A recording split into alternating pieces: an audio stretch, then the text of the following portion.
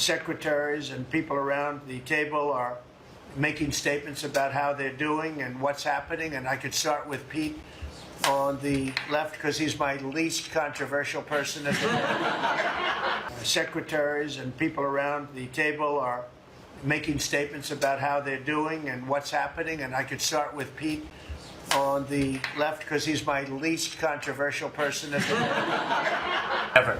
Okay. Thank you, Mr. President. Thank you. And Mr. President. Country to do well, but they have to treat us fairly also. So with that, I think we're going to maybe go around, and we have some letters where the secretaries and people around the table are making statements about how they're doing and what's happening. And I could start with Pete on the left because he's my least controversial person at the no, they don't know how good he is. So we'll go around the table and you can hear it. And these are cabinet meetings where they're very open and transparent. And I can guarantee you Biden didn't do this. He didn't do this. Go ahead, Pete. Well, Mr. President, I think we're controversial because we're over the target. And like so many things, Mr. President, you inherited a demoralized military that couldn't recruit, that was perceived as weak after what happened in Afghanistan and elsewhere because of Joe Biden. And what we have seen since your election and the inauguration has been nothing short of a recruiting renaissance.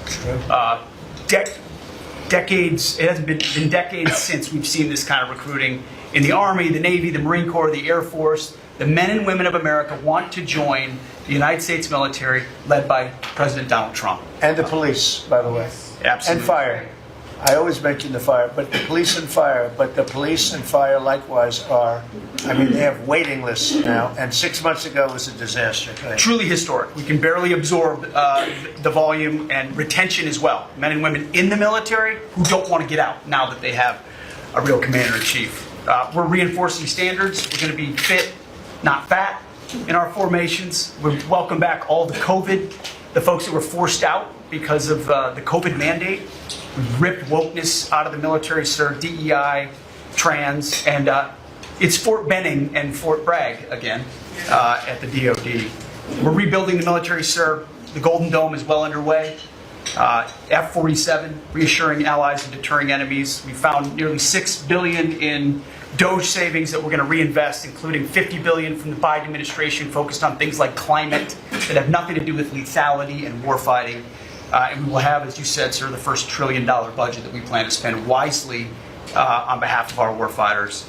From day one, sir, we've helped get 100% operational control of the border, coming alongside DHS and CBP. We've got 11,000 troops on the border who now, because of the new national defense area, sir, can help detain illegals at the border and hand them over to CBP. It used to be if you saw camouflage on the border, they could hold binoculars, and that's it. And now we can detain and assist, and we're going to get 100% operational control of that border.